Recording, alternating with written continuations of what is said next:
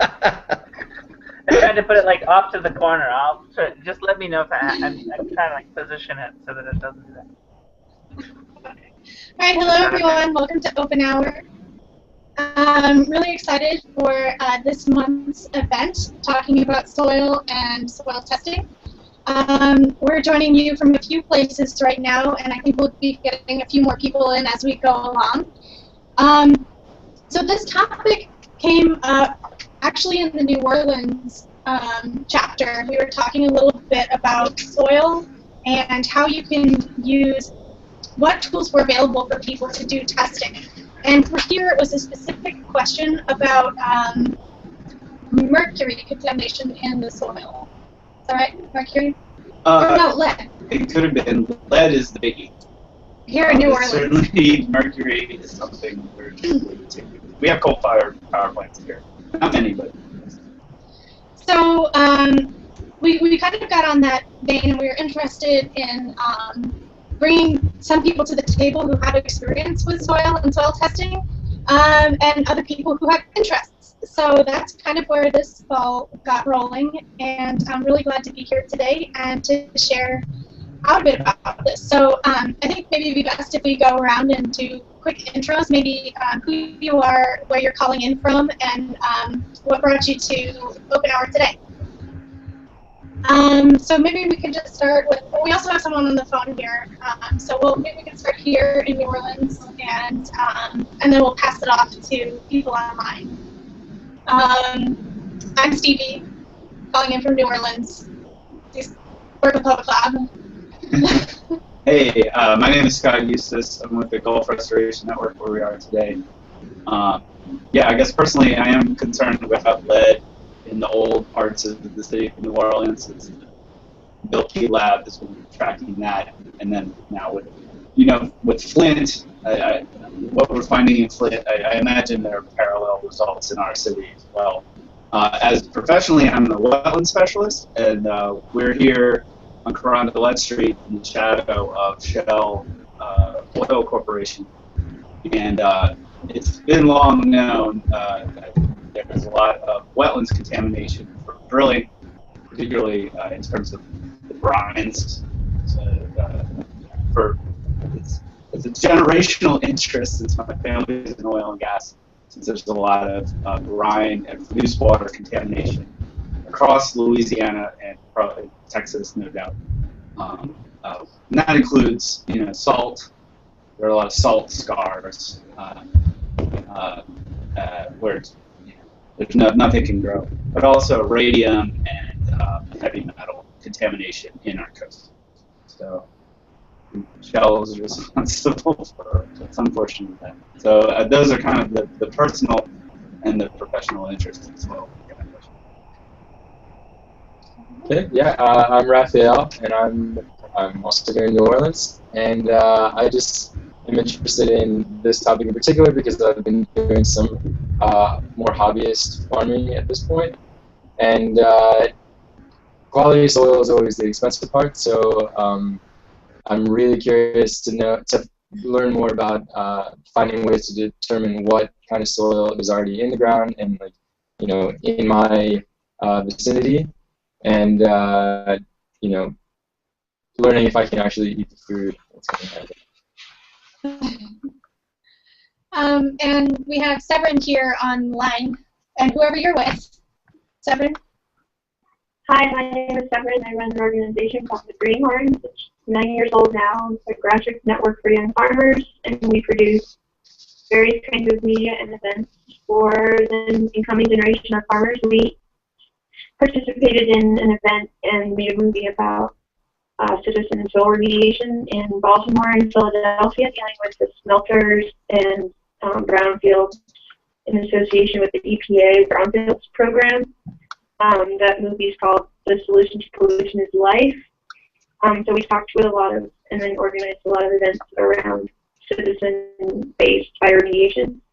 I also was a convener of a large conference last year on soil carbon science and kind of metrics and methods for measuring carbon and carbon sequestration through grazing and farming practices trying to be able to evaluate carbon and use tools for management decisions and adaptive management.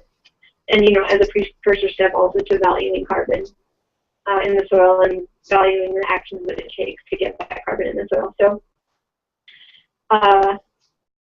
been farming and been farm activism for a while, and have dealt with a lot of contaminated soil, but really focused on soil health and affordable tools to help beginning farmers, especially who don't have a bunch of money, evaluate toxicities in their immediate environments, protect themselves, and take appropriate steps. Great, thanks. Are you? Oh, I'm sorry, I forgot one thing. Yeah. I'm also co-founder of FarmHack, which is kind of like a little sister to Public Labs. It's an open source platform for farm tool collaboration. And there's some threads there, and there's some people there who are probably relevant stakeholders and players in this conversation who would be fun to include if it continues. Great. And were you with anyone on the line? No. Okay. Excellent. Let's pass it off to David. Okay, I'm David Johnson, and thank you, Severin, for including me in the group. That's how I found out about it. As I said, I'm a molecular biologist in the engineering department at New Mexico State University. I study cell microbial communities and their influence on carbon sequestration, plant growth, soil fertility, and many other aspects, salinity reduction. Excellent. And Greg, I think you're muted. Hold on. Sure. Yep. So I'm Greg, and I'm the co-founder of PhotoSync, which is a site to help people create, share, and analyze plant data. So we develop both tools, sensors, hardware, but also the platform to help sort of share the data components. So our interest in soil is in general, actually less our interest, but the users of our platform's interest in soil is primarily as it relates to agriculture and trying to relate soil to plant health. So. One more time on that? That last phrase? Sorry. You're trying to do what? So we have there's a community of users in the PhotoSync platform. So most of those users are plant breeders or extension. And so those folks are usually interested in soil health as it relates to plant health in agriculture. Okay. But that being said, they're not the only users. They just are the primary ones right now.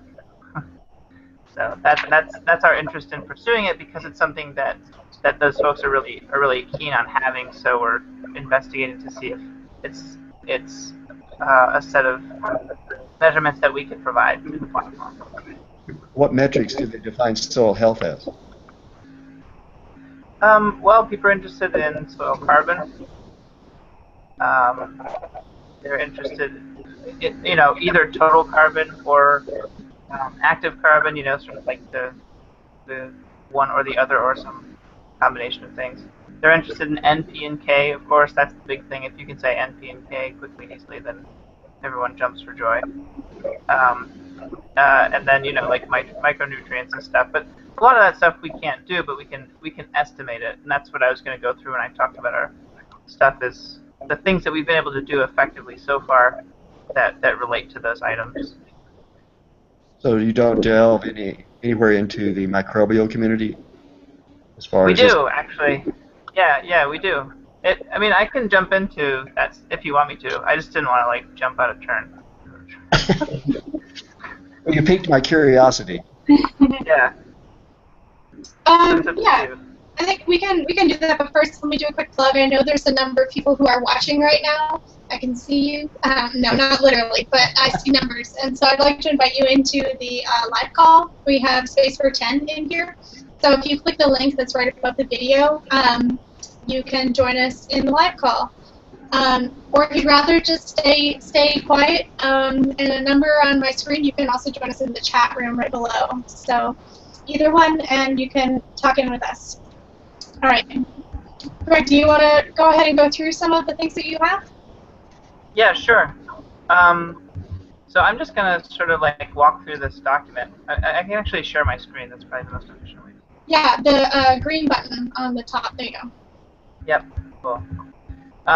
So I wanted to talk about some of the things that we're doing. So the current methods that we're applying. Oh, okay. Is that better? Yep. Yeah. Okay. So so we use a device called a MultiSpec. Actually, here. Hang on. Here, then I can do both things at the same time, so you can see it. So this is a MultiSpec. It's a little bit hard to see, but basically it's a device that's like a spec. There's little LEDs in here, and there's little LEDs here. So it's like a spec, but instead of it being a full spec, we're actually using specific wavelengths of light and a pin photodiode. So instead of getting a full spectra, you just get spectra at specific wavelengths. So the disadvantage is, of course, you don't get a full spectra like you would with an actual spec, but the advantage is the accuracy is better, and also you can use some design tricks to factor out any external light. So you can take measurements in full daylight. So even if there's interfering light from constant background sources, you can actually filter that out using electronics. So there's some advantages and disadvantages. So using that, we've done a couple things. We've done estimation of soil carbon using near infrared.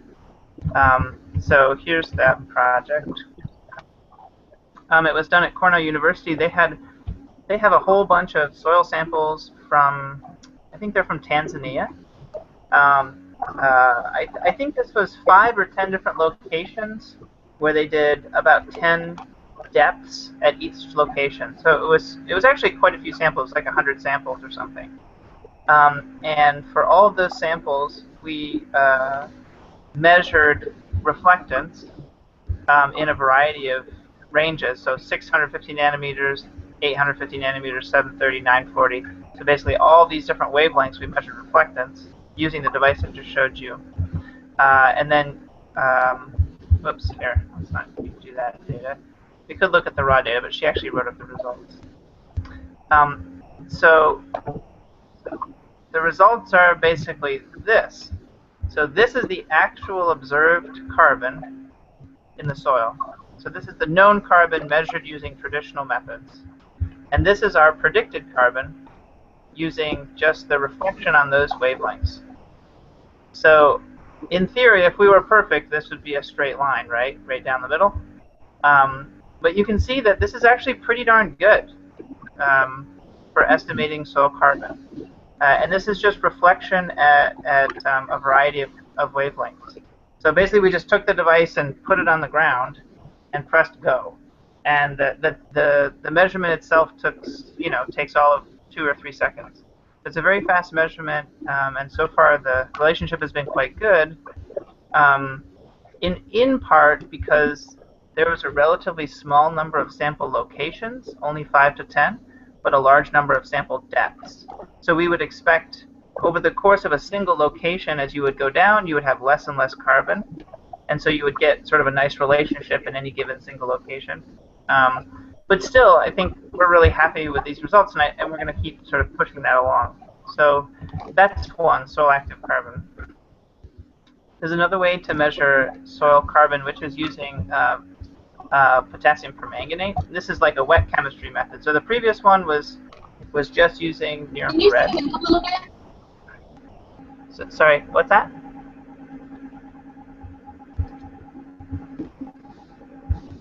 Say that again, Stevie. I'm Sorry, sorry. we couldn't see it. The screen, like when the writing is normal size, we can't read it.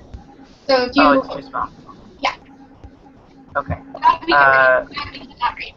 Yeah, that's not big enough. Okay, I'll try to zoom in. Well, you probably just want to follow the link. It's going to be a little hard. And I'm not going to go through this whole method, but basically, you create a standard curve for potassium permanganate at a variety of concentrations, and then again using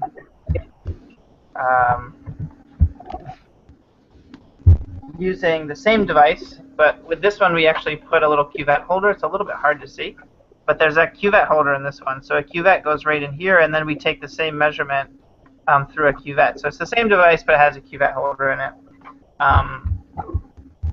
You can measure the consumption of the potassium permanganate by carbon in various samples. So I don't know if this one doesn't have results associated with it, but it's a pretty simple method. It works. It takes about 5 to 10 minutes for each sample in the field, so it's not great, and it requires some reagents like potassium permanganate. But once you get set up, it's not too bad to do in the field. So one of the guys that I mentioned in my notes, Steve Vanek, he actually went down and did this in Peru with a bunch of farmers' fields in Peru. So people have actually done it in the field. So and it's a pretty well-known method that you can find online and is published. So that's another one that we can do.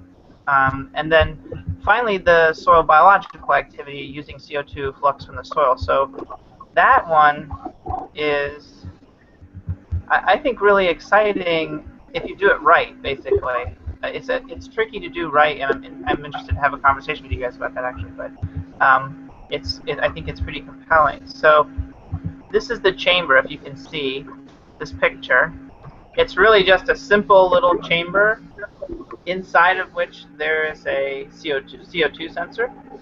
And so you plop that chamber on the soil, and then you measure CO2 every few seconds for a couple of minutes, and you get a rise in CO2 in the container as the soil respirates. So if the soil has more active bugs in it, basically, then you're going to get higher, faster rise in CO2. The problem with this method, of course, is that it's completely dependent on soil temperature and soil moisture and soil type, right? So you have these three factors that you could take the same soil, you would get one curve if it was dry, and you'd get a totally different curve if it was wet, right? So you kind of have this matrix that you have to account for. So what we're interested in doing is trying to account for that matrix, basically, to collect all of that data in enough locations so that just soil CO2 alone, in combination with knowing those other pieces of data, could be comparative between locations. So this is something else that we've done a pretty good amount of, and you can click on these to see the results of Dan's work. So here's a typical graph of the soil. So when you put that cup on the soil and you start taking measurements, you get this nice curve, basically. And then you measure the slope of that curve, and that tells you how active the soil is. So that's soil CO2. And then just, if you're interested in following up with people, these are the people who are kind of like actively developing the methods. Steve being the biggest, and Dan, I would say. Dan's a soil scientist who works with us. So I'm just going to keep going through this, but like, please interrupt me, or you can wait till the end. But I'm just going to go through this last little bit. So we have a new device, a new MultiSpec, which I'll show you real quick. It's like this. This is like the new fancy one. It's not. This is a 3D printed version. That's, you know, whatever. But basically, that's the chamber that you would put the leaf in. So there's some advantages to this new device that's coming out in a month or two. Basically, it has more lights. So it has actually 2 more lights now. So this is the range of lights that we have. So we might be able to be more accurate there. It's easier to switch between plant and soil, so we don't need to change anything. You can put a cuvette on it, or you can put soil in it, or you can put a plant on it, and it works. No need to use add-ons. And then we're also working on a totally different soil device. and hopefully we're going to test it at the end of the summer. But basically, it's going to do kind of what I was describing before. It's going to do CO2 flux, like you saw, but at the same time, it's going to measure soil moisture and soil temperature, and then we'll use an API to pull in the soil type. And once we have that, you have all the critical pieces of information to start to actually compare soil CO2. That's what you need. And so we're working on that, and we've learned some lessons about how to do that correctly and how not to. And then there was one last thing. At the GOSH conference, there was someone at Hacterium who is working on some methods to measure heavy metals, both in solution or potentially in soils. Some really, I think, clever ways to do it. I would contact them on that. So, that's it. And what is your, like, are these for sale yet? And if so, what are the costs on these tools that you've been showing us?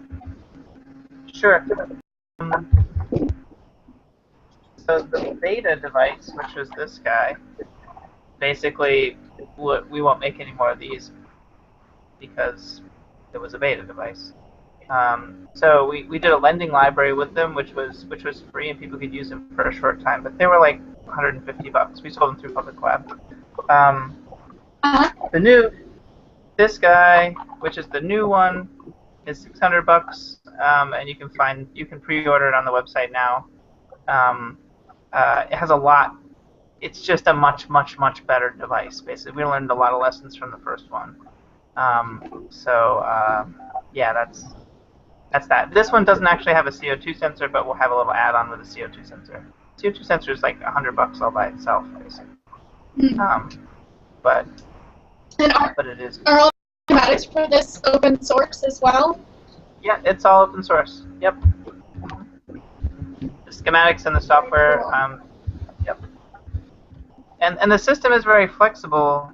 I mean, I didn't go into the platform, but basically, users can create their own protocols. So, if you develop your own protocol, like for potassium permanganate or something else, you have full control over the whole system. So you can do whatever you want. Wow. Mike, can I ask another question? Yeah, absolutely. Go for it. This is Severin from Barmac. Hang on just a second. Can you all hear her?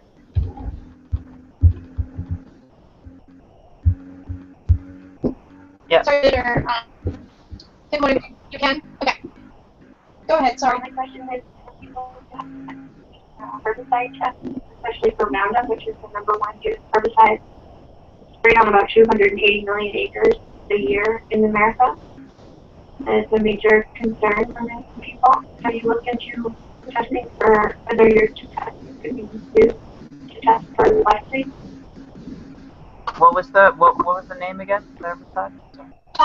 Test for glyphosate? Is that Oh, right, glyphosate. Oh. Yeah. I don't know. We'd have to look into it. It all comes down to can I measure? Can I detect it using a wavelength that we have, basically, right? I mean, that's the trick. So I don't know. We'd have to look into it. If you have methods, if you have known wet chem methods, that's a good way to start thinking about it. So if you have any of those, like, send them along to me. I'm happy to look at it and think about it. Yeah. There are commercially available testing kits. They cost about $100 for a blood test, but then there's tests for the soils that are about $15. But if we were trying to make it more feasible, we would really want it to be the cost lower. Is that send them on the information I have about it. Is that $15 per test? Like it's one-time use?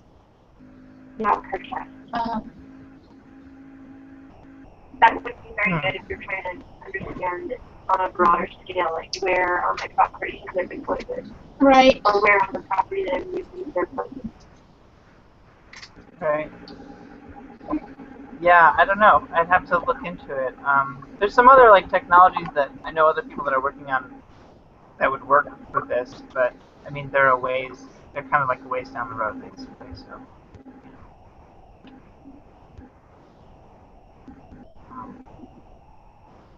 I'd love to talk with you guys off public time, secretly, about some of the compiled a lot of research on it, and I'd love to bring it to your attention. But given how prominent our enemy is, I don't feel comfortable talking about it on the internet.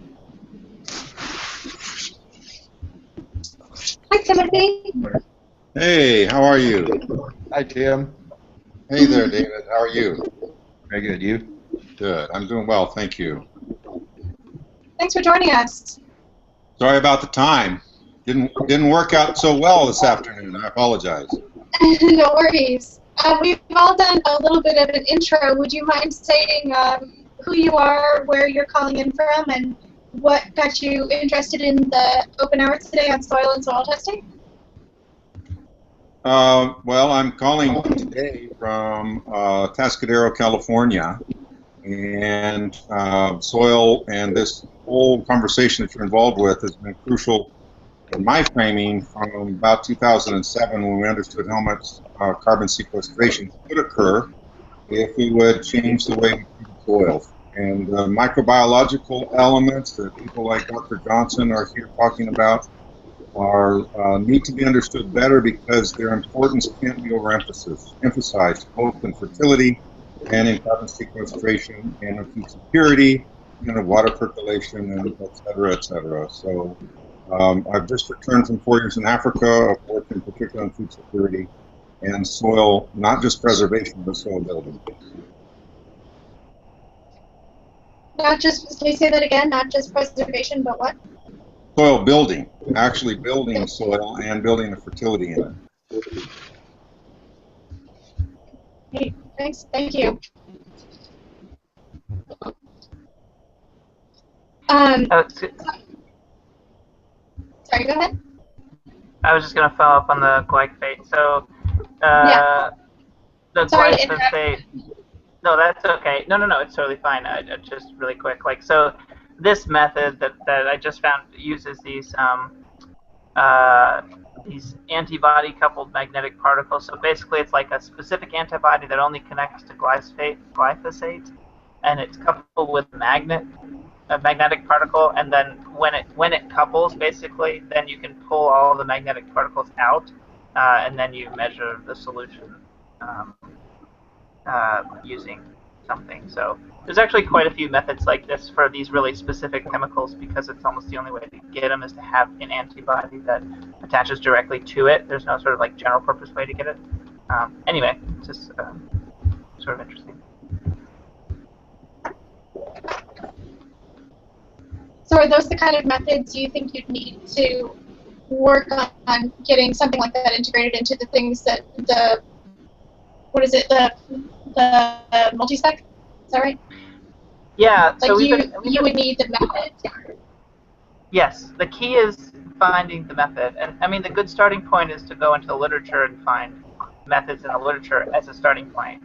But actually, so something we've been talking about with other groups, and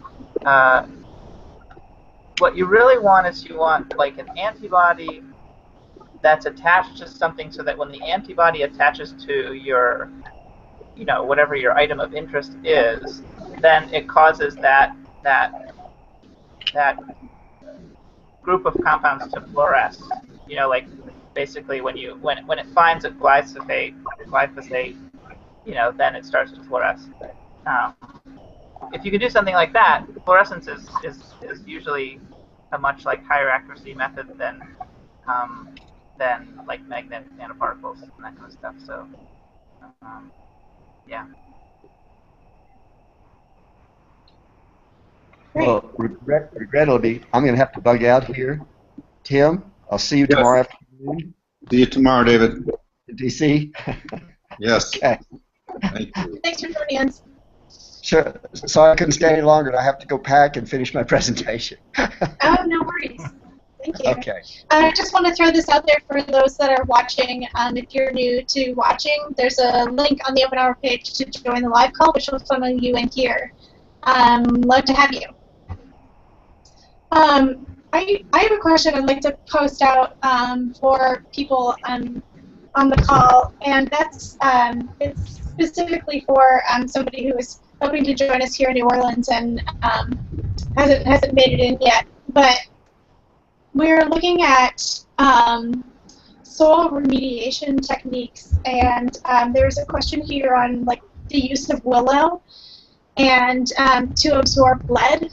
And if anybody has any experience with that, and then also to go on with the experiment that Eleanor is talking about, creating a low-cost tool that could be used to test for lead in soil and basically understand, you know, how successful this experiment or project is going. So does anybody have any insight or experience in a question such as this? I'll be right back with Eleanor. Oh, I'm asking a question for her, and she's at the door right now. I don't have experience with that, but I would be happy to comment a little bit in a broader sense, because we can get different kinds of contaminants in soils. And one of the things, as David Johnson just got off as a microbiologist, could probably deal with, but also people that deal with fungi know that there are biological remediation approaches many times to some of the toxins that can show up in soils.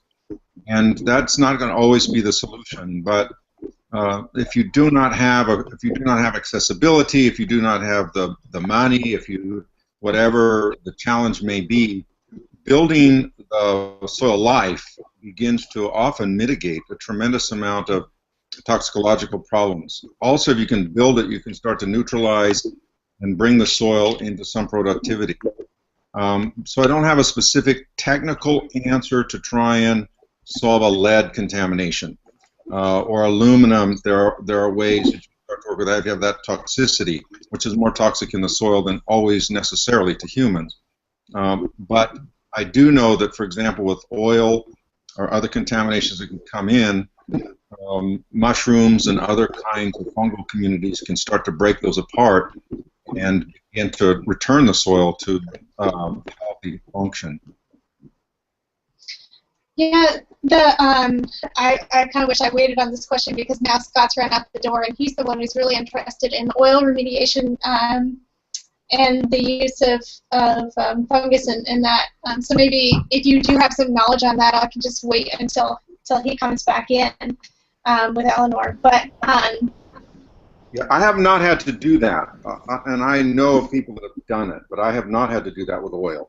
But it is just one that is an amazing biological capacity that lives within the diversity of life. It can break apart things. I kind of have a question. So in terms of these types of environmental contamination, do they all sort of universally have negative effects on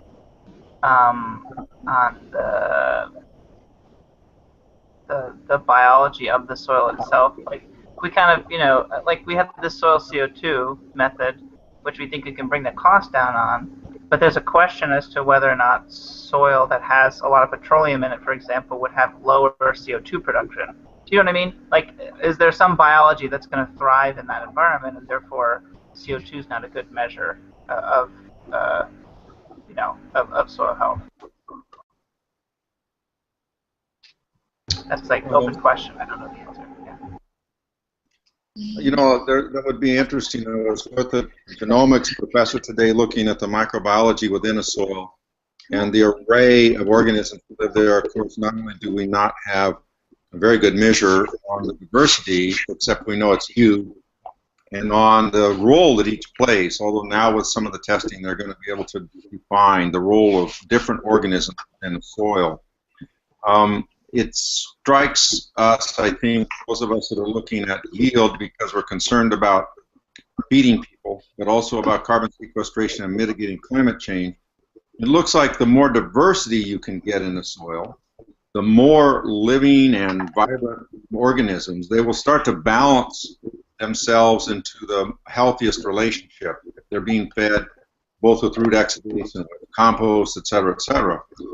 Going back to your question, if we're trying to figure out one or two specific things and ramp a soil up to do that, likely are going to throw that biological balance into some disarray as far as its overall function as a food producer or a biodiversity, the home for biodiversity and sequester of carbon dioxide. It likely will throw those balances out of whack. Yeah, that was my guess. But it would be nice to see some data on a variety of cases, you know, to sort of see that. It comes back to even like your human biome, because we're talking about a soil biome. So if you were to, you know, sometimes if you take an antibiotic to kill off a particular infection you have, you often kill off an awful lot of good bugs in your system. And people say, you know, you need a probiotic, you need something to restart your whole human biome to get you healthy again. And that's the same thing. Soil may return, but you may have knocked some of the health of it in the head with infusing something that throws many things into disarray. So I always think about it as a healthy soil is like a healthy human. We need all kinds of organisms, and we need them in a good balance.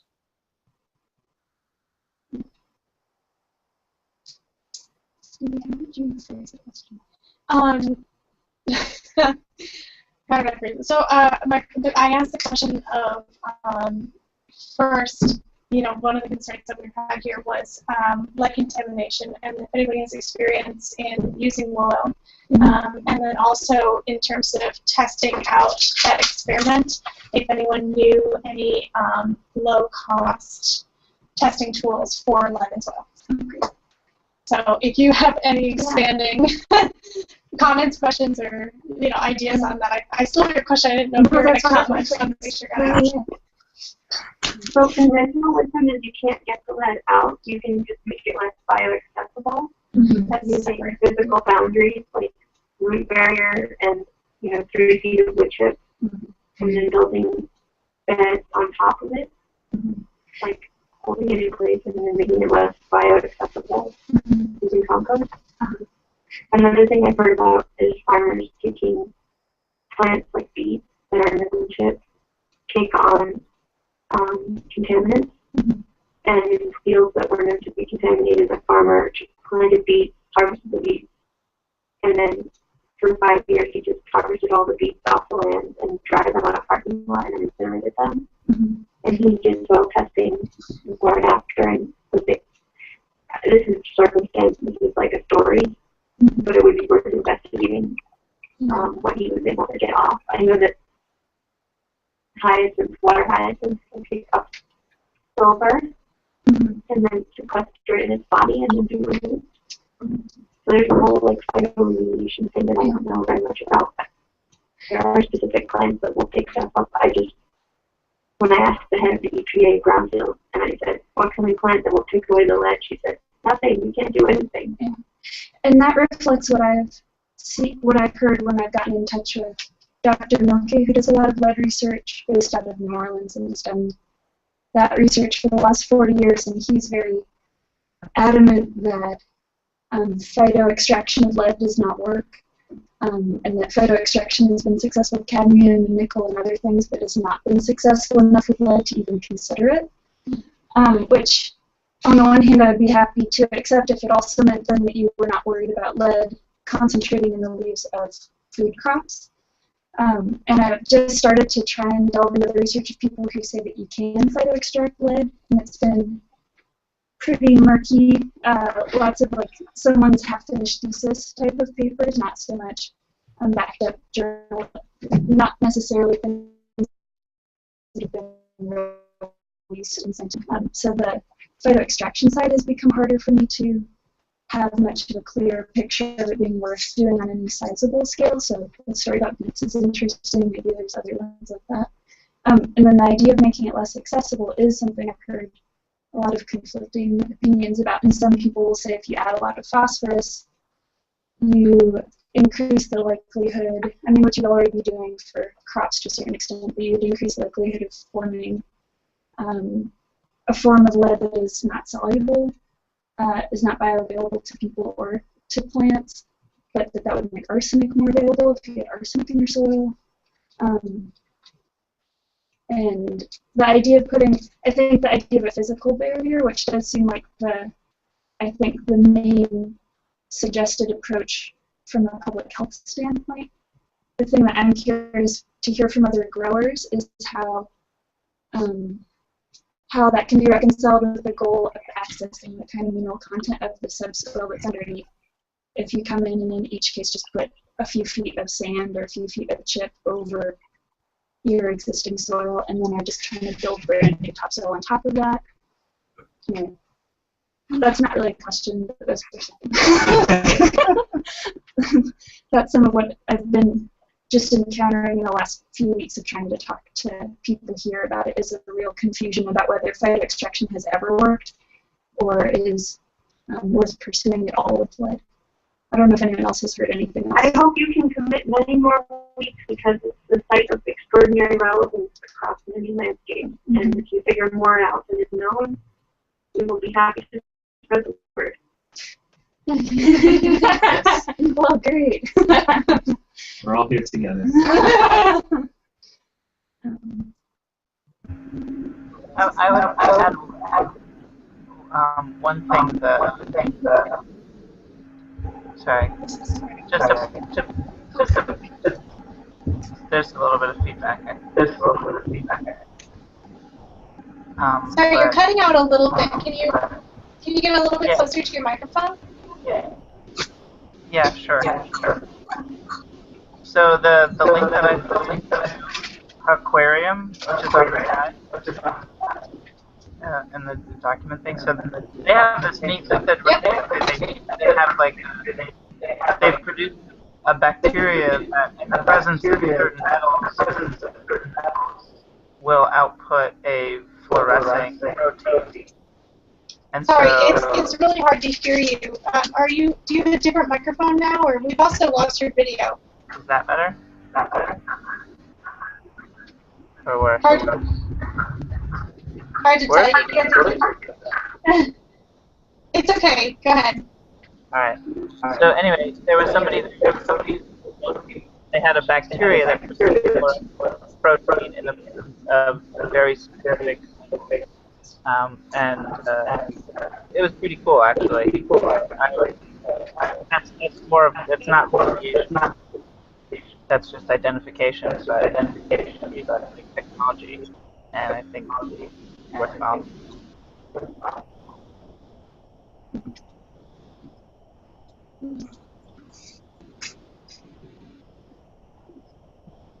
Okay.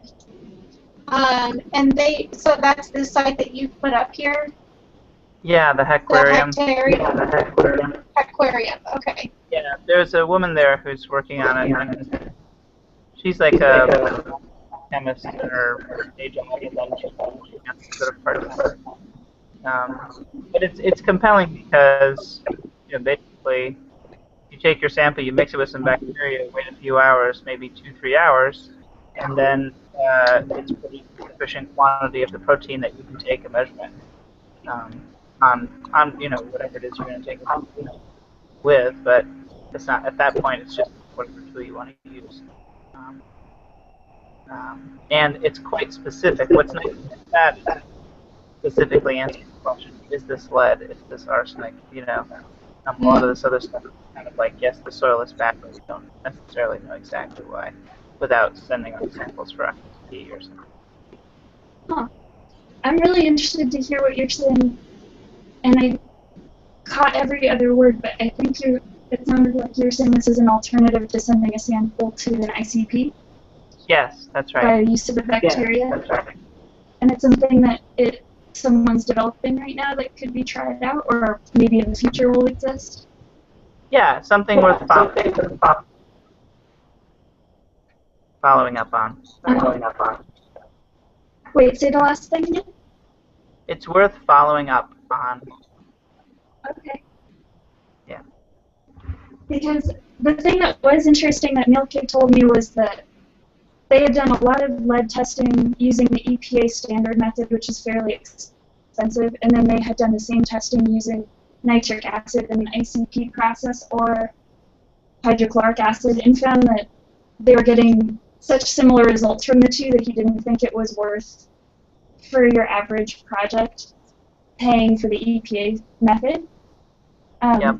Which made me think that if there's some way to get access to an ICP, you could easily figure out how to have nitric acid or a hydrochloric acid process, I would assume, on a small scale. And then maybe if you don't need to do that process at all, and this is something that makes use of the bacteria. Okay, we're just sending the link to some people in the chat. It sounds interesting. So is aquarium is this link that you put? Yeah, just no. I could try to follow up, but if you email them with that basic description, they'll find the right person. They'll figure out. I don't know exactly who it is, but I talked to her, but I don't remember her name. So, but you'll find them. Robin. Hi, Joshua. Thanks for joining us. Can you hear us? Joshua? Oh, hello? Hi. He kept coming in and out, flashing in and out. Oh, I'm sorry. Oh, that's okay. I was just trying to figure out the technologies. Oh, sorry for logging in late. I just saw you were having the meeting, and I was like, oh, Come on in. thanks. Open for everyone. Where are you calling in from? From Philly, Awesome. and I've been looking. And what brought you over? Well, I've been following your guys' work. I just ordered some of your gear recently for my students, and I've been looking to connect with folks in Philly. I know there are a couple people who've worked with you guys in Philly, and I just haven't managed to connect with them yet. So I just wanted to learn more. Like you guys are Excellent. Thanks for joining. Thank you. Where are you? Yeah, okay, so this office that you're looking at right now, we're all in New Orleans. Oh, And then we were also geographically all over as well on the call. Okay. I wanted Severin, who's on the phone with us. I guess I had a question a little bit about, you were talking a little bit about an inexpensive test, and I'm trying to remember what we were talking about as the pollutant, but I guess that was the conversation that I was interested in getting into a little bit further, is what tests currently are available for people to do, whether it's sending it to a lab or low-cost methods on your own. So I guess I was wondering if anyone can speak to this, but you just kind of reminded me of that topic a little bit with your $15 send-away test. So what is available for people to explore on their own? I have a spreadsheet where I put the ones that we could find from the internet, and there's there's GMO tests that we can get from France. There's kind of general pesticide tests you can get off the internet. We've been increasingly, where I am right now, is getting sprayed for the citrus psyllid, and there's just a lot of new nicotinoids being sprayed, and there's residual in the soil. The standard is that people don't test, and there's not really regulation about agricultural land. EPA has standards for urban farming, and testing the soils for urban farming, and a lot of the exposure comes from children in the mud and from dirt on the vegetables and airborne heavy metals in the dust. But there is no standard or requirement to test in agricultural areas. But, our community of young farmers, and we're 60,000 nationwide on our network, we're basically not yet involved very much in soil testing, community soil testing for contaminants. There is now starting to be more community soil testing for soil health and soil life through the Elaine Ingham Soil Food Web framework. And so there is starting to be people bringing in soil to look under a microscope at what's alive in there. And some of the conversations we've had about using some of that information. I guess my overall point is we really want more low-cost testing to be available. We're really interested to help that happen and move those tests out and be a community facilitator. We just lack the technological capacity to engage in that. We're happy to share our research. And I feel one of the things I was hearing when I was putting this OpenHour together was some of the comments I was getting was, well, soil testing, people often associate it with university extension centers. And I guess I was wondering a little bit about everyone's opinions on like what's available through extensions and how accessible it is, and also related to like that obviously means that people aren't doing the testing themselves and don't have access to that type of equipment. So it doesn't seem practical on a larger scale. So if anybody has experience working with extension centers, and who is a good use case for that, and when are we looking for alternatives? Yeah, I mean, you're a farmer. It's a very extension. Sorry. Here, I'll just write it.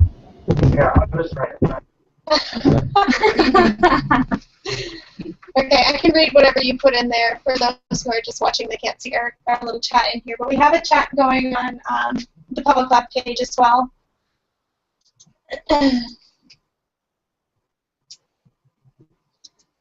Okay, if you're a farmer, sorry. So if you're a farmer, it's very easy and normal to send samples to extension. What are the costs associated with that? I was looking at some of these online, and it seemed like some were free and others were charging like $15 a sample. Does anybody have idea of what they're testing for and what maybe they're not?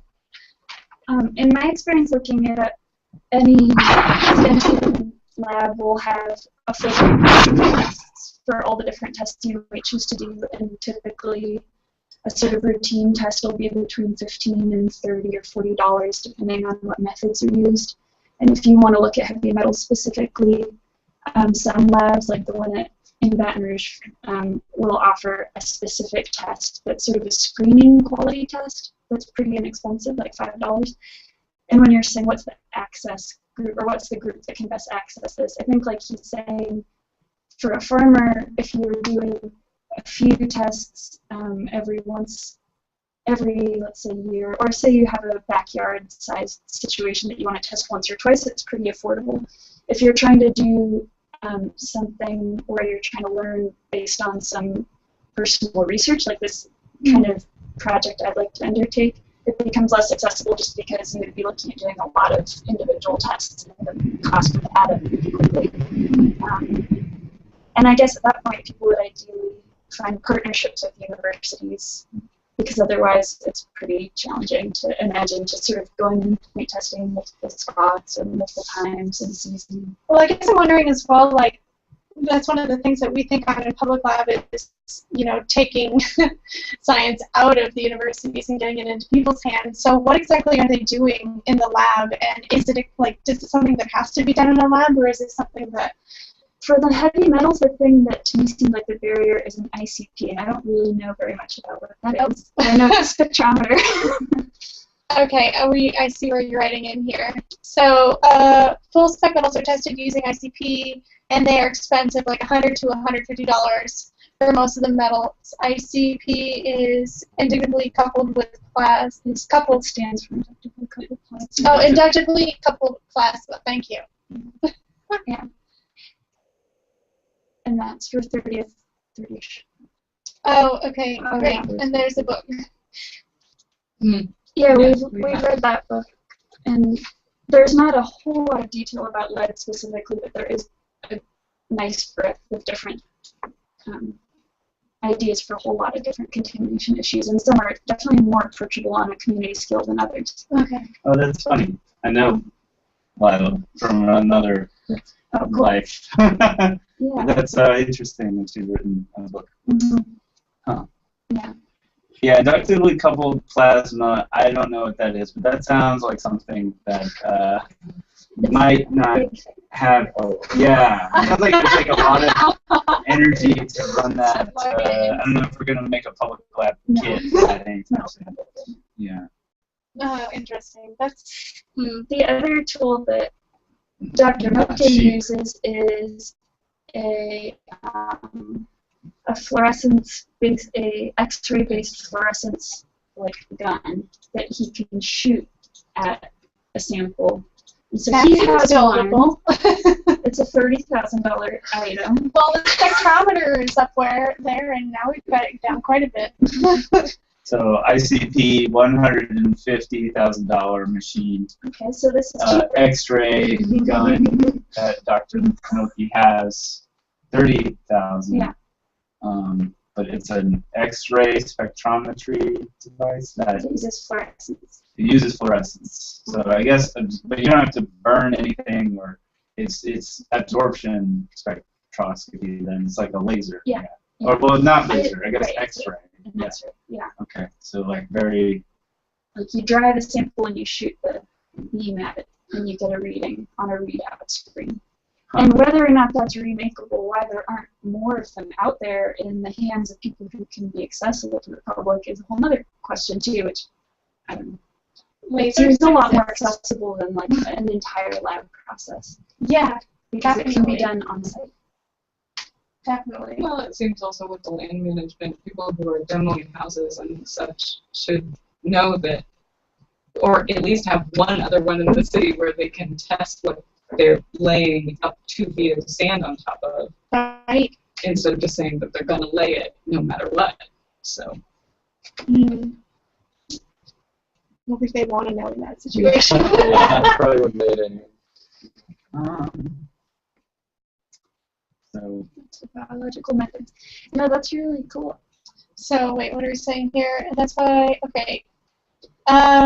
Machine. It isn't cheap. And there are consumables which make it expensive. So again, that's why the biological method is also known as the aquarium. Aquarium method is promising, or if we could just say biological activity is low, something is bad, so investigate further. That could be low cost first pass test. That's interesting. Could I ask a question from a slightly different tech? I was wondering if, so another element in remediation of lead, from what I understand, especially if you're approaching it from an angle of trying to stabilize or extract the lead using a process with a plant, is that you need to make sure your soil is in a very specific pH bracket.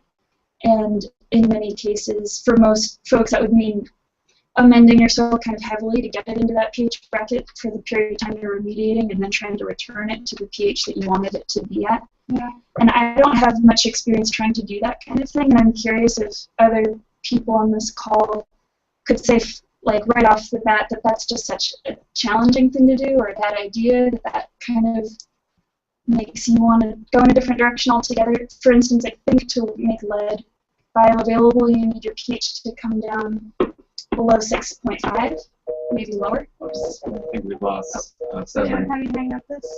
I hit the big button.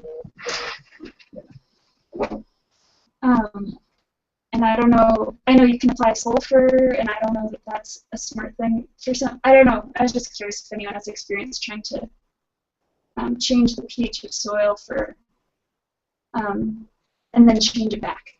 Or if anyone has even perspective on that.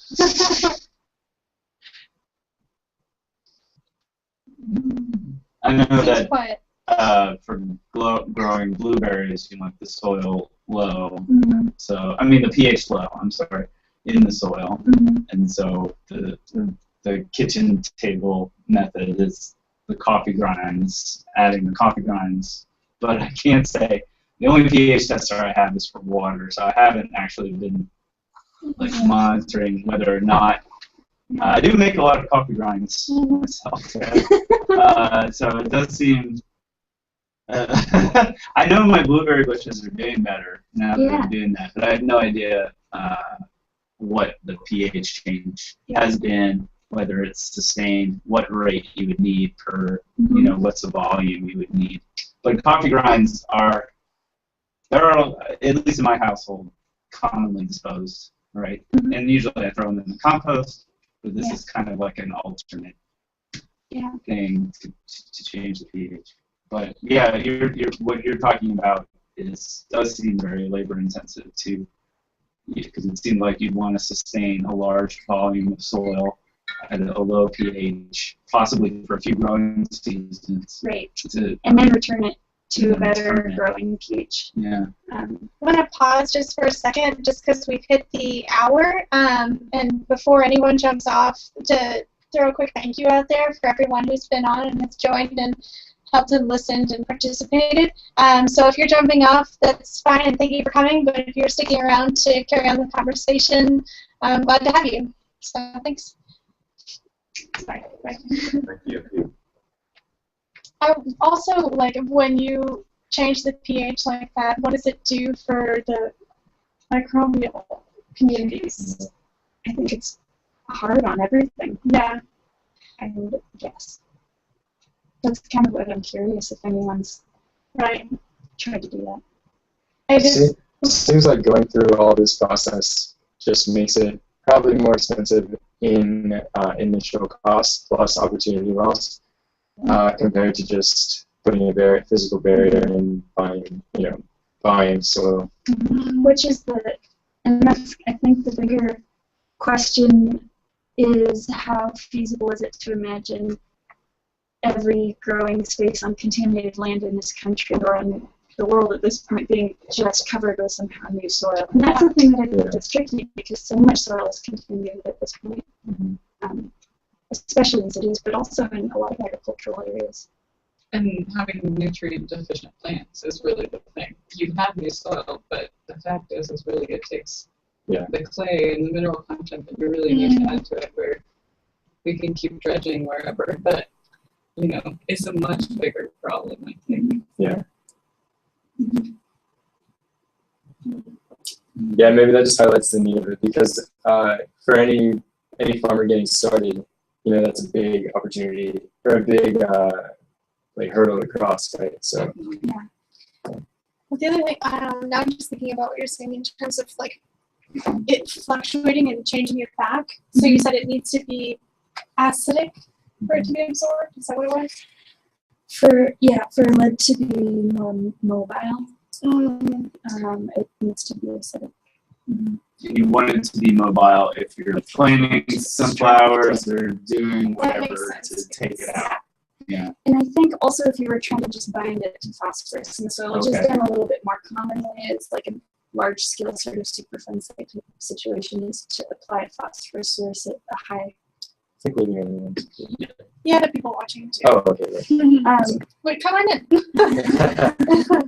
And so I think in those situations also you need the soil to be acidic. It's not that hard for a lot of the Northeast because their soils are already acidic. It's a particularly kind of challenging thing here because their soils are a bit more alkaline. Which it seems actually. In New Orleans. Right. I think right on the North Shore, where we grow blueberries a lot, they do have the acidic coastal plain soils, so these things aren't as germane, but the city is a tremendously interesting place to grow food. That seems really counterintuitive to me, because when we talk about water coming from New England and up in Pennsylvania, with water background, we have a lot of acid problems in streams, and dealing with that, you line the streams, or a lot of people line the streams, or you end up with a situation where all the heavy metals have encrusted your lime rocks, the calcium carbonate, and they can no longer buffer the stream. So it seems counterintuitive to me that you want to put acid in to get out the, you know what I mean? Right. It makes total sense from a chemistry perspective, but perhaps from one just take one ecological step back. And it doesn't make sense because it makes the situation much riskier. Right. You are exposing yourself to risk when you're following this kind of thinking of the soil as a chemistry experiment thing. Right. I mean, but that's what we have the most knowledge doing when we talk about remediation is thinking about environmental chemistry. Yeah. I think that's what makes the mushroom thing kind of exciting, or the biological method from, if there's one, this aquarium folks that are developing. Because then that's much more the holistic idea of like, we're trying to get back to a biological soil, right? We're trying to grow biological things. We also want healthy streams that have some alkalinity, some like buffering of capacity for pH pollution. So it seems if we could think about remediation from a more with a biological method rather than the traditional kind of environmental chemistry methods. And I think that's what everything I've been looking to has been leading me to also, is the idea that there are a lot of best practices within organic agriculture that can align pretty nicely with the best practices in making a lead contaminant the least likely to be accessible to both the plants and the people in the surroundings. And that maybe in most cases that would be the best practice thing to do. And it would be a combination of trying to approach a piece of land by potentially tilling it once at the beginning to get sort of the soil strata better mixed so that your drainage is good and all these sort of preliminary questions of getting access to clay underneath are answered up front. And then covering everything that you've got with at least a small layer of new sediment or wood chip in any pathways, new sediment in any growing beds, and then building a lot of organic matter on top of that. Trying to increase your buffering capacity with whatever additions you can, like if you have access to biochar gradient, that's a really good addition for this, but whatever else can increase buffering capacity. Liming if you need to so that your pH stays high enough. Adding phosphorus at the rates needed anyway for produce so that you have ample phosphorus all the time. So all these things that make lead less bioavailable, and you have new sediment on top as much as possible so that people aren't literally catching it if you have kids in the garden and like picking it up on their fingers. And then, and then it's this holistic approach, right? And ideally the lead just stays. And then the big question after that though is not tilling. And at that point you have to really approach it from this no-till angle, which a lot of agriculture is sort of pointing towards anyway. It's just a little bit less what people are trained to do in a small backyard garden setting. You want to just turn it with your shovel every time you're putting in new plants. But if you really approach it by trying to not really get back down that deep, you brought in a lot of organic material up high, then I think you would be kind of able to get to this really nice place where you're doing both the best things from a gardening angle and the best things in terms of not getting into contaminants that are down there. Right. It's interesting, like why test the soil? If your concern is humans, you should be testing the people, although that is always scarier. That's bigger legal hooks. But I mean, we do have the reason why lead is regulated and not some things like arsenic, even though arsenic's probably pretty bad, is that we have much deeper literature on lead impact in human beings that is operational through the United States EPA. I mean, I think arsenic is probably going to be the next big one. As EPA develops the literature, you're going to find out that it's also pretty bad. But yeah, this question of, well, at what point should you be testing for a contaminant of concern? Should you be putting things in the soil? Should you like take your orange from your orange tree and like test the skin? Should you be doing a blood test, a hair test on yourself? I think that's something. Also, when we're talking about what's the cheapest way to answer these questions, something to think about. Like you want to ask the question that you really want to answer. Right. No, that makes sense. And like what Dr. Milke was saying too is that we still have 60% of airborne lead that we're exposed to is from currently burned leaded gasoline and general aviation. And so it's not like the sources are gone either. And it's not like they're primarily coming from our soils. They're primarily coming from the dust that's tracked around everywhere from all these sources that are in the dust everywhere. So even say you clean your patch of ground perfectly, and someone tracks in the dirt off the street, like it's sort of an unanswerable thing for some little plot of land. It's really definitely a bigger thing. Question about. I think I'm growing on the microbial idea. Because also, I was just thinking about something that Greg said at the beginning, which was just like, a healthy soil is a living soil. And then a lot of those things. So it almost seems like taking care of that. Yeah, just for you're not, you're the content you can have. Right, because, like you're saying, the sources are still coming from everywhere. That even if you work on remediation by changing the soil chemistry, it's not necessarily going to fix the problem because you're still going to continue to have this influx. Whereas if you just focus on having a living soil, you're at least actively combating the problem, maybe. Does that make sense? Yeah, and I even just heard a few days ago that this phosphorus-based sort of solution that was adopted by Melchin is like the main thing they've been trying to push recently by putting fish bones out over these huge contaminated sites. But there's fungi whose something about their process, and I was just telling me they read this in a book that just came out, will then go ahead and decouple that. And you would want to promote that kind of fungi in soil, or you wouldn't like decouple what? The phosphorus and the lead. So that you would work so hard to kind of so you have this environmental chemistry process you want to induce by introducing the bones, which represent phosphorus, but the bones also induce a fungus. The bones don't induce it. It's just that this fungus there's is another something, fungus that you want to grow for the purpose of having good soil. or that you may already have present in your native soil, or that you're just not even going to be thinking about or looking at. It's likely to proliferate in a good garden setting. Yes. That goes about decoupling those two. So it's just one more example of this whole question of like trying to isolate 3 tiny things, 4 tiny factors in a huge web system being a really, I think, So it might be better since we're not industrial ag. We don't have, we're, I guess, in this room anyway, we're small scale folks with lots and stuff to not even think about industrial scale chemistry applications. Right. And then maybe, so it goes back to biology, which seems squishier and harder to do tests on, just because with the public lab tools, we have the laser, right? It seems so simple. And with a laser, you can detect things that fluoresce their elements, right? And the microbe seems more difficult. But maybe just because I've never done that before, Yeah, but that's like this bacterial, like petri dish idea that just takes us in the other direction. Well, maybe. Yeah, it's interesting.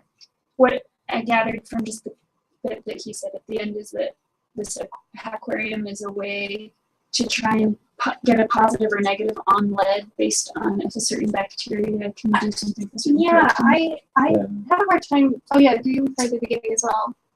Yeah, just that. Yeah, they have some bacteria that you add to a sample and produces a protein of a measurable quantity. And then that would tell you potentially if lead was present specifically. I don't remember. It seems so hard to mention it. That would be the only thing that would affect it. I think what we have are links to communities of people in the Farm Hack site, the Photo Sync site, and the Aquarium site. I think all of these are communities, people that are communicating in an open source manner, in the same way that the public lab community communicates. Gotcha. So it's more that we should probably formulate our question carefully and approach each of these communities with a well-formulated question. What's when you click on that one? What is it? The Hackarium. This is Hackarium Aquarium, like an aquarium at .strikingly.com, and it just looks like all of our projects can be found on our wiki. And similarly to the public lab website, I think the wiki is it's very weedy, which is the nature of our communities. Like that's it's like I'm kidding. no, It's a problem. but it's exciting that We're there still are. live, by the way. Hey, just be real. We're community folks, and I'm sure the farm, I think aquariums seem to be interested in this biological containment detection techniques, and that's why. Which is really cool. Interesting. That's awesome. Yeah, photosync. I mean, again, these are communities based around technologies and both developing the technologies and communicating about the technology. So it's kind of like what you do with it. But I think a lot of people in the photosync community are more concerned with measuring plant health, like how well is my blueberry bush growing now that I've put all these coffee grinds on it, right? And so I think that's more of the discussions that I've heard from those folks. And the farm hack folks, there's a lot of diversity in all these conversations, but I think they've been more. I've seen tools from them. That's what I've seen too. Yeah, so like you make a and that's bike. what Severin is representing, right? Yeah, and a few other things too. So that's why the aquarium would be, since we seem to have, at least around this table right now in the last half hour, come to some kind of understanding that we need to be paying attention to the microbes. So I mean, actually, though, that like Severin was saying, that actual the testing, not just in terms of the microbes, but the actual access to testing for choose talking about specific chemicals. Glyphosate. Yeah. Yeah. So I think it's both. And really the bigger, and lead is the thing that I'm focusing on for the same reason that you said it's focused on in general, because it's the thing that there's a body of knowledge currently about. But the more likely hazards probably in New Orleans growing soils are all of the other contaminants that I can't afford to test, or no one would be affording to test for, that are just as damaging. And so it does kind of bring up this larger way of just looking at if your soil is healthy or not based on how diverse your soil biology is, and sort of using that as a way to maybe just make an assessment. Like, there aren't so many contaminants present that I'm not even going to be able to test for, that it's affecting this range of soil biology per se, right? Which is the same thing you do when you're testing water quality. It's like, you have the chemical tests, but those can be really expensive. So then you do the biological test, which is basically an understanding of what species are there, and based on what species are there, you can tell the health of the stream, because some of them are like indicate good health, good quality, others are poor, water quality indicators, and so you have to think that the biological makeup of a soil sample would tell you something very similar. So that's great. There might be out there some kind of rapid bio indicator species for various. Stonefly. So that would be the really neat thing to find out who has an idea how one might devise some little layout card of idea, but if you have any representation of these 20 things in your soil, and then if you don't have any of them, don't grow anything there. Right. Or don't let kids touch or whatever it is. But that is that does seem way more holistic. I didn't talk about oil and grease, right? But it's certainly in my backyard is oil and grease, because I live in Central City, so I'm sure I have a lead problem. But also, it looks like, when I'm just going through my backyard, I start digging up car parts. So and there's like there's like the grass layer, the car part layer, like grass and windshield wipers. And, there was also a Saturday Night Special buried in there. And then there's like bricks and glass, it's like, it's the human urban stratigraphy. And so, but I'm sure that it was somebody's place where they repaired their car for a really long time. So and that is a problem that we have in some places that I want to grow there, but I grow everything in some pots. On the coast, that is the problem too, because we have these oil field disposal sites since the 70s, where the oil industry decided it didn't have to clean anything up. And so you do run into oil in different patches. We have it in the environmental justice struggle, where communities of color live someplace and a landfill comes along next to them, and often what comes out of the landfill is a lot of different nasty things, but oil and gas wastes are one of the things that go into the landfill in Louisiana. And so we find the ditches with oil and gas. And then, of course, from the BP disaster, we have that kind of oiling, like the mass oiling. And we're out there looking at it. Again, that's not in a growing environment per se, but we are trying to cultivate marsh grasses and marsh soils in the saltwater environment, because a healthy marsh is going to have a good root system to soak up storm energies. Yeah, but the thing is, totally. Yeah. So I mean, there's a lot of research around BP's impacts, from like what Public Lab does with the aerial photos and watching it erode, but also from some soil chemistry perspectives. But there isn't a lot about what fungus or what soil microbes and what's happening with them in some of those marshes and bacteria. But it'd be very useful. I know I'm just listing problems, but No, I know. That's really cool. Yeah. I'm trying to think, encompass the universe of ways that I need to know about the land. Well, the other thing is, like, I think the point you brought up in terms of like the land-water interface here is super interesting, because here, what's in the water is in the soil. So, like if you know that you have water contamination problems for whatever, we flood here all the time. Well, and the idea that even though it can seem like some of the need for certain types of biological testing would seem confined to these small gardening type operations, the parallel to then the larger cultivation efforts of restoration in general is pretty direct. So then there would seem like if one area was developing good, cheap, replicable approaches or tools, it would apply to the other somehow. And that seems like, I don't know anything about what people in restoration fields are trying to do. Nothing. I think because there hasn't been a really good conversation. There's a wide range in what passes for ecological restoration, even within Louisiana, right? I mean, we have restoration projects that will just be, we place the sediment this high.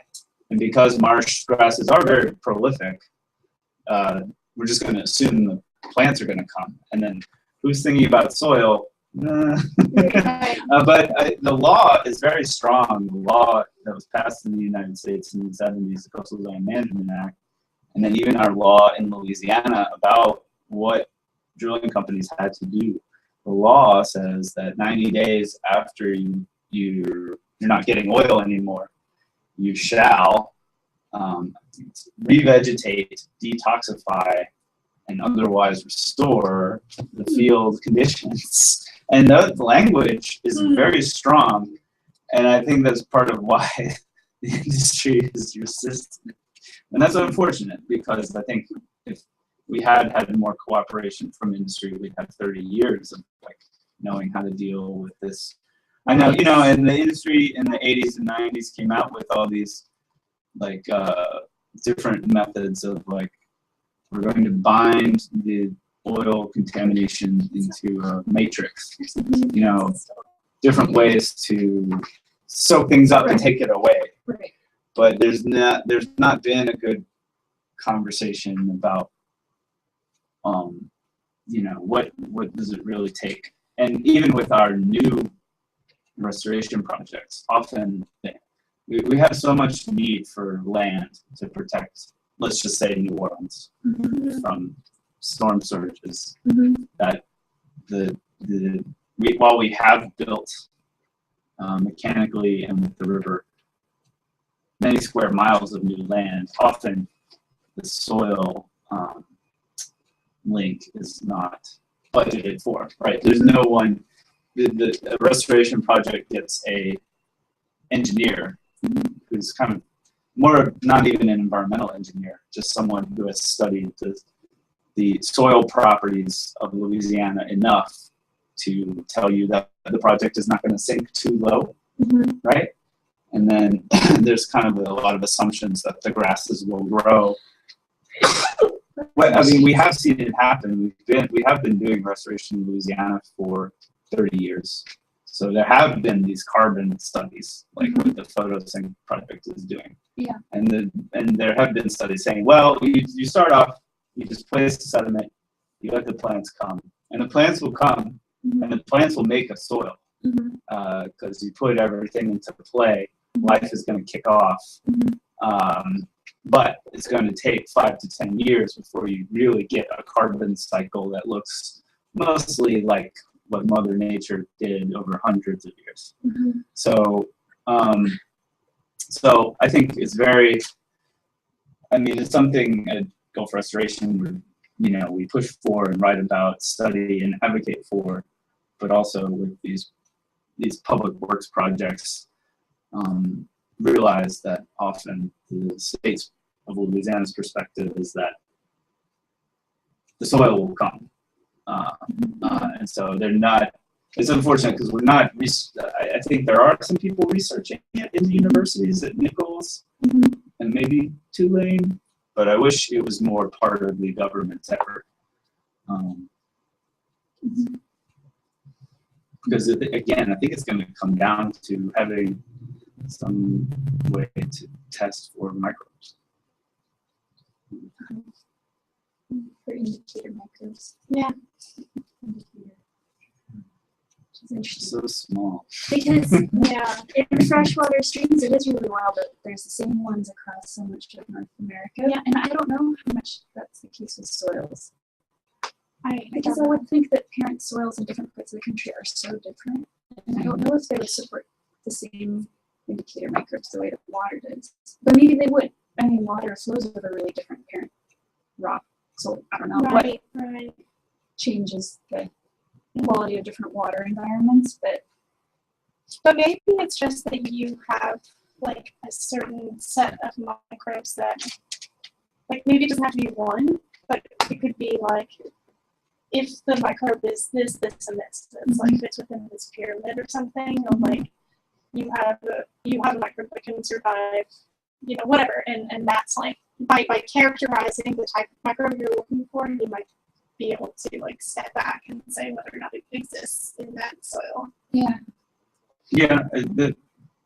There might be some general things. Like again, you have these bioindicator insect larvae in freshwater streams. Yeah.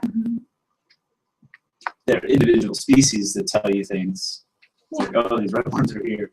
It's nothing but midges. Oh gosh. Yeah. What that tells you is that there's been some severe shock to the system, and the opposite of maybe that midge is a diversity and a diversity of microbes. And that's part of the water quality index, is like not just how many stoneflies or mayflies, but how diverse is the system. Yeah. So that could be like, even if you can't hone in on one or two microbes, the diversity of them or something, could be the indicator. Well, the other thing it was making me think of in general, in the direction of the sort of like types of kits that Public Lab puts out, or in this sort of direction, I was thinking of the water sampling kit that we taught 6th graders up in West Virginia, which was a mix of the bioindicator invertebrate kind of keying, and then a pH and and whatever 10-part thing. And because some of those things must exist for soil that are pretty inexpensive, like I'm sure measuring soil pH is inexpensive to do, and you can probably get something that does it cheaply, but I don't know how, like I've never seen anyone who had one, and I sort of wonder why. It's just not marketed or something.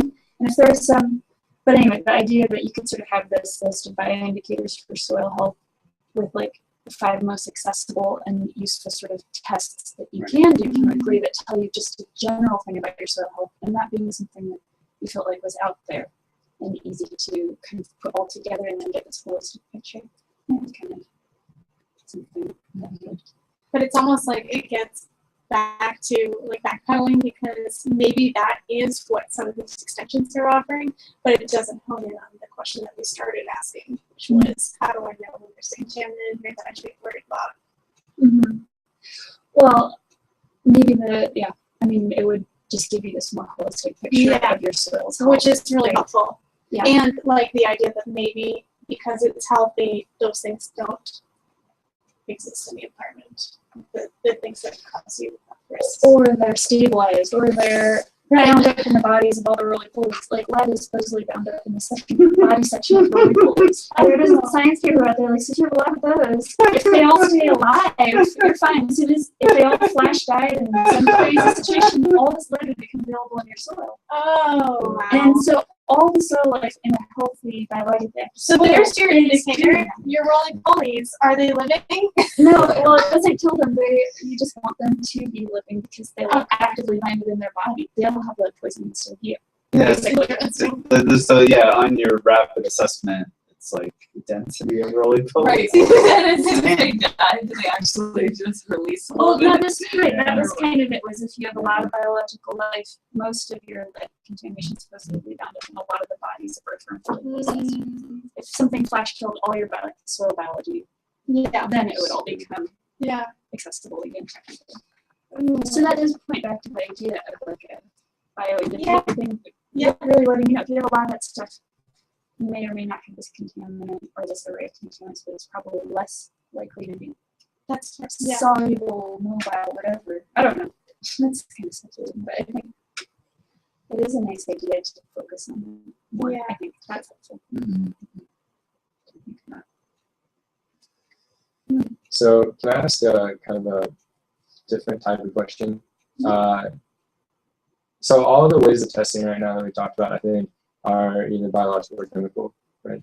Yeah. Are there? So my background is in aerospace engineering, just basically mechanical engineering, so that's kind of like my mindset. So are there any mechanical methods of testing soil quality, micro composition, whatever, that you guys can think of, or like maybe just some seeds of ideas, like cameras, so sound? Yeah.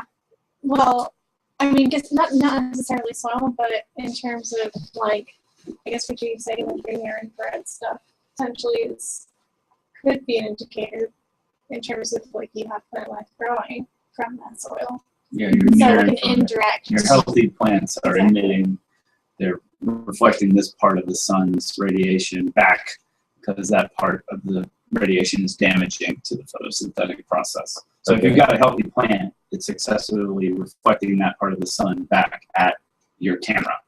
And that's something that we're watching from the satellites and the multispectral bands, whatever. Like NASA. And so when NASA does like a forest assessment, that's kind of what they're using, is that principle. For soils, well, you can take, I mean, definitely just the study of how much of your soil is composed of what size of particles is a test that people get done by labs, and it'll tell you this much silt, this much clay, this much sand, and that's just by putting it all and letting it settle out and doing a little measurement. And you heard some of that from the photosync folks that, you know, to really get an accurate carbon flux measurement, you have to do it by soil type. The soil types come from the parent rock, and the parent rock situation, along with your surface conditions, is going to lead to this different mix of sand, silt, clay. And sand, silt, clay is just a common, it's just particle size. It's just, there's traditional tests which are really interesting, like tasting, or taking the sediment and rub it with your fingers to see how it smears. Like, does it smear really smoothly, or does it break up? But doesn't tell you about your soil health, though? It tells you your type. Well, what if mechanically? It tells you your physical characteristics. What if you could put a sample of soil on a spot, and based on some measurement of how much of it moved after 24 hours, and how much of it was alive, or something? Yeah, and I mean, this would all kind of come down to like, you have to have a baseline, because I guess different soil types would vary so drastically. But okay, that's a great idea. That's something I'm thinking about for sure. And it's how many ways it tell you how diverse. Well, there's also Yeah.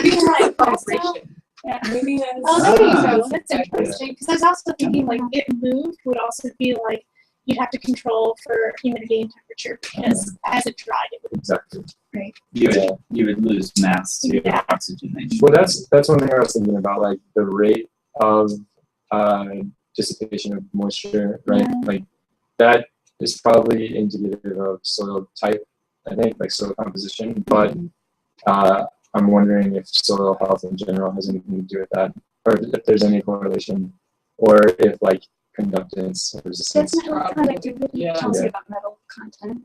Well, yeah. Yeah. So I assume it would. It is one of the tests you can also get done by lab. Okay. Is the conductivity. I'm not exactly sure. There's, I mean, so when either in the Riffle or the WeStat, two different public lab projects, that conductivity is measured to give you salinity, because salt is ionic, and that's a really important driver in the ionicness conductivity of water. So generally, and I have one now, like $130 pH, salinity, temperature. Almost everything has to be calibrated to temperature, but you can cross-reference conductivity to temperature and get a pretty good idea of the salinity of your water. If you have something you know is fresh and it gives you this big conductivity, then you know you've got a metals problem. I think it would be really big to like blow out, to give you like a salinity type at the scale of salinity measurements. But I do think the WeStat folks and the Riffle folks are using conductivity, developing sensors for conductivity.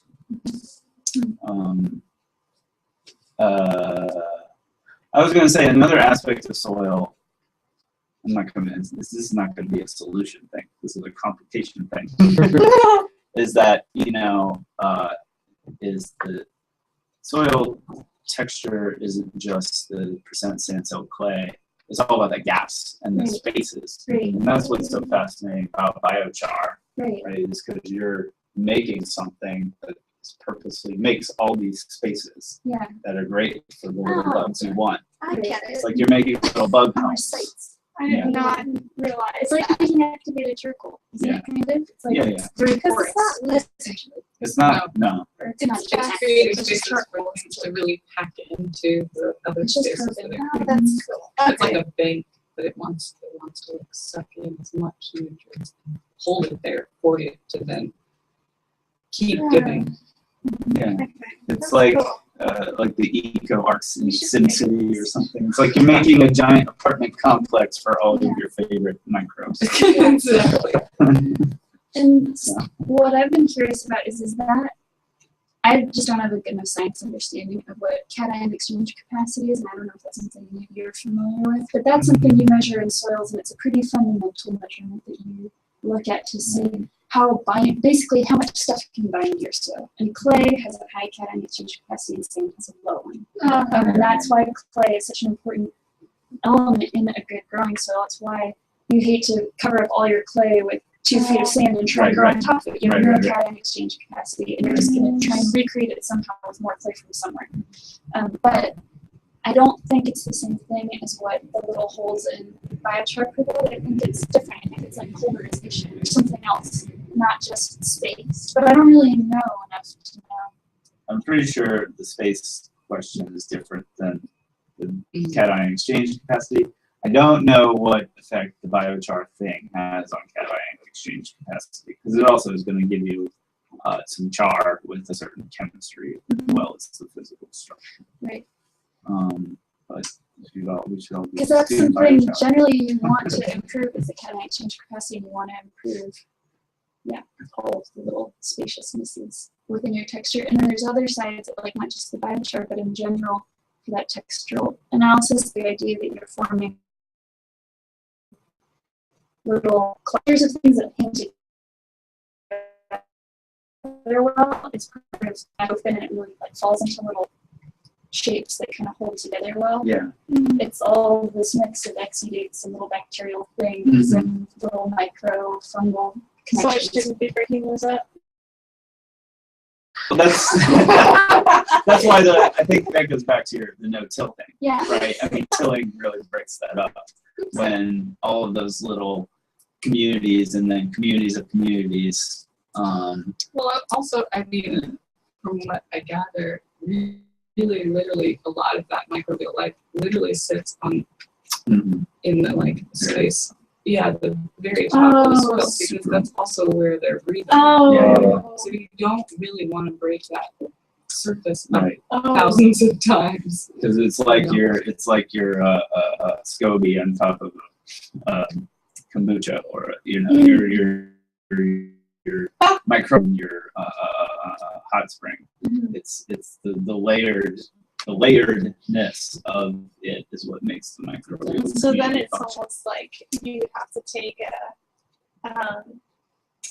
like a cross section almost, right? It maybe then be interesting to see how far the bio community goes down. Yeah. That's exactly what I was thinking about when you guys were discussing it. That I think would be really interesting. And to see like maybe there's like some sort of like charted scale that it could be like, if earthworms are living at 6 inches deep, then blah blah blah. Because as I've been digging the clay, that's what I've been thinking about a lot. Because sometimes I can't believe how deep they're living.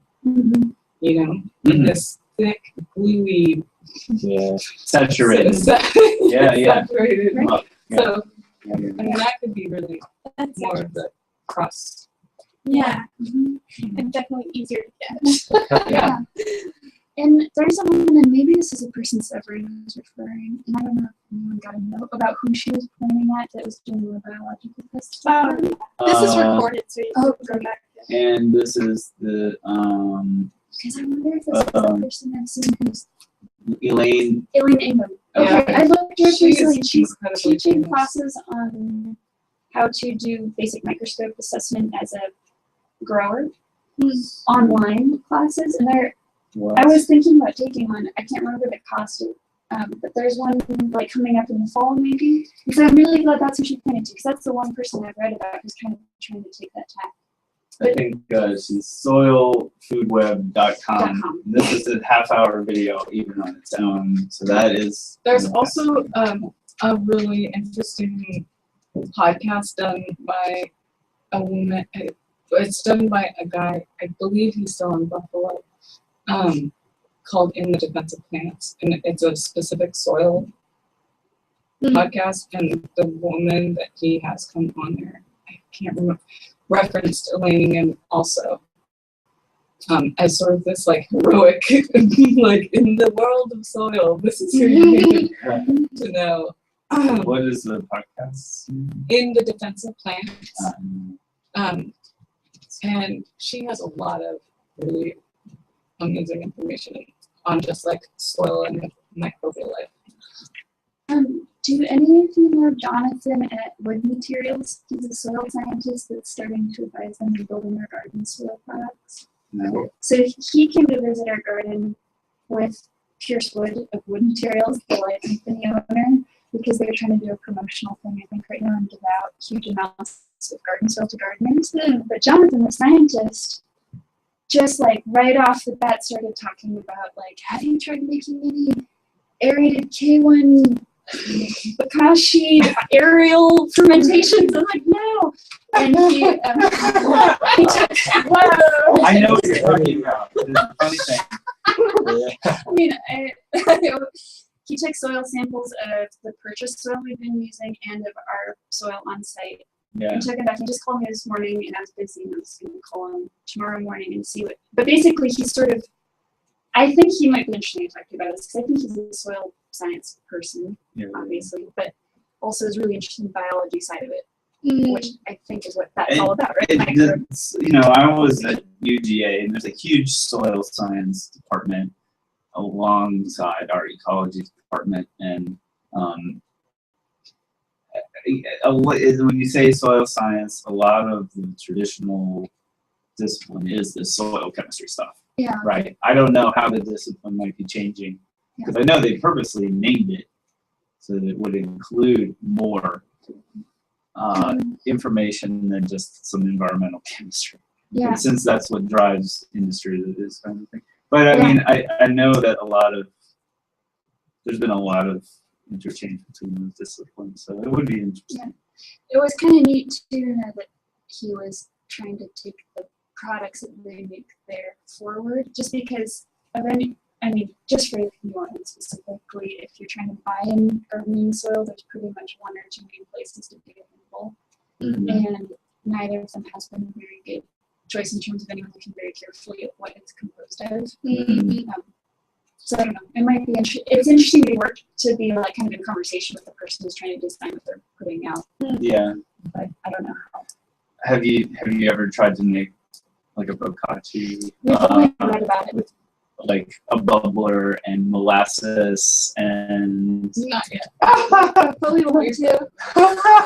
And then I'll take the microscope class and look within it. Yeah, well, I purchased that stuff online for my compost pile because I'm lazy. And it works very well. Really? You know? So you're doing it? I think, yeah, I mean, I think composting is pretty easy in Louisiana. Right. It's warm and wet. Yeah.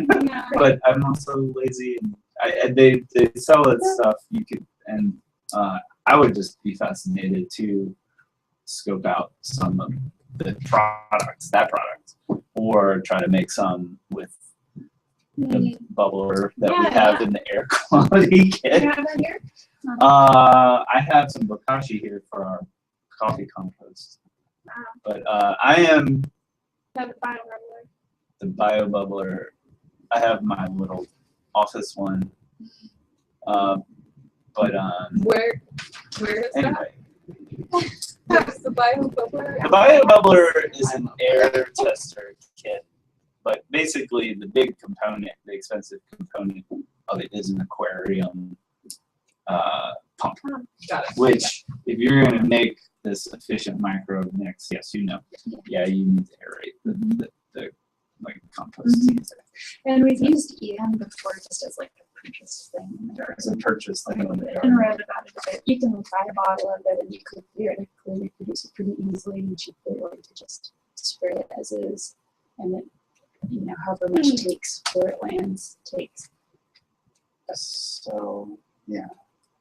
All that stuff really does end up being, for me, a lot more a helpful focuser forward in terms of like what you actually feel like you want to do more of. It's just focus on really upping all the soil biological diversity you can in every sort of way you can. And so maybe for me, when I think about what projects are developing for even just for myself or for what we're doing, it seems like, how do we make better little kits that make this stuff? Like that make better, how do we make better little bubbler kits, or how do we make better sort of little composting systems or biochar systems or stuff like that a little bit more than how do we like test specific contaminants more cheaply. Yeah.